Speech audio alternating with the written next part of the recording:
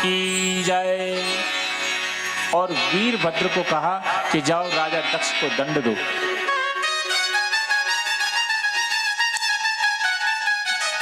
और फिर दूसरी जटा फेंकी जिससे मां भद्रकाली उत्पन्न की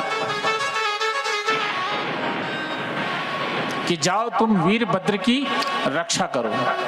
ये जो शिव जी का जो मंदिर होता है ना, शिव जी का जो मंदिर होता है, शिव जी की जो दहली है वो कभी लांगनी नहीं चाहिए, और लांगे ना तो भी साइड में से होके निकलना चाहिए, बीच में से नहीं निकलना चाहिए। मैं आप लोगों को बता देता हूँ, शिव जी के मंदिर में कहीं भी जाओ ना, दहलीज के बीचों बीच जो चौखट होती है ना, उस चौखट के ऊपर वीरभद्र का स्थान होता है।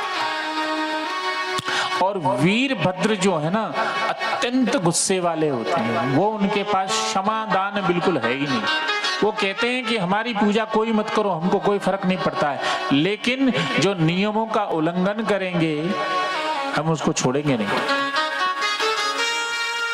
कई बार हम मंदिर में जाते हैं कुछ अच्छा करने के लिए, पर अज्ञानतावश हम उल्टा करके आ जाते हैं। मंदिर में जब भी जाओ ना तो दहलीज के बीचों बीच से और मंदिर के सामने जूते कभी मत रखो। मंदिर के बिल्कुल सामने जूते कभी नहीं रखना चाहिए।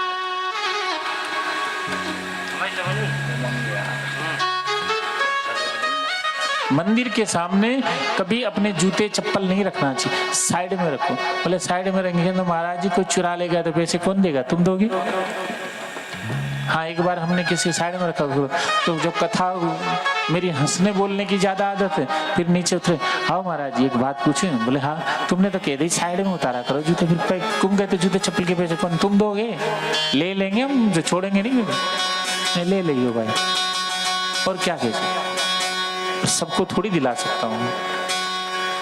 पर ये ध्यान रखने वाली बात है कि जब भी परमात्मा के मंदिर में जावें, वो परमपिता परमेश्वर है, वो पूरी दुनिया का मालिक।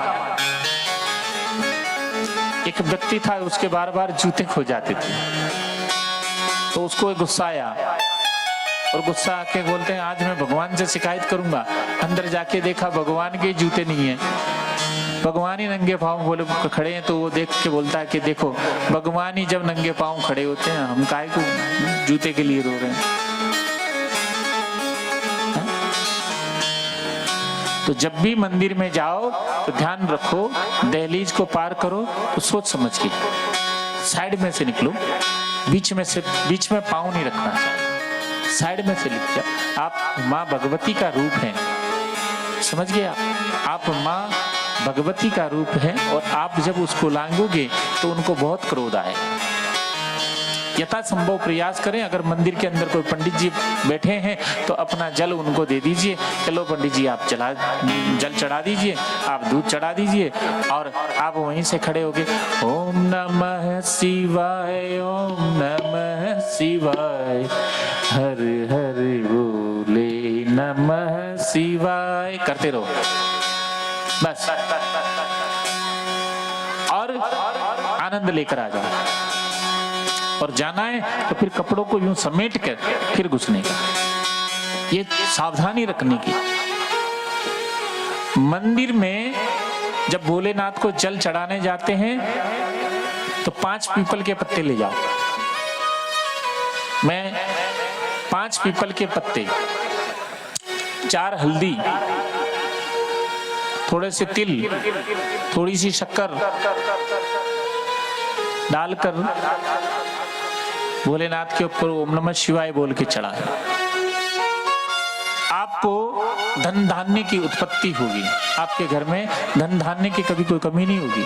और जो जल डालो उसमें से आगे से जहां से जल गिरता है ना, वहां से थोड़ा जल लेके वापस उसमें डाल लो, और उन्हीं पत्तों से अपने शरीर पे छींटा मार लो, अपने पूरे घर में छींटा मार लो उसी जल को, और थोड़ा रख दो, फिर अगले दिन छिड़क लेना। आपके घर में कभी धन धान्य की कमी नहीं आ सकती, पर करना तरीके से पड़ेगा। भोलेनाथ सब देते हैं, उनकी धोने की एक चुटकी राख मिल जाए ना तो वो खाते हैं।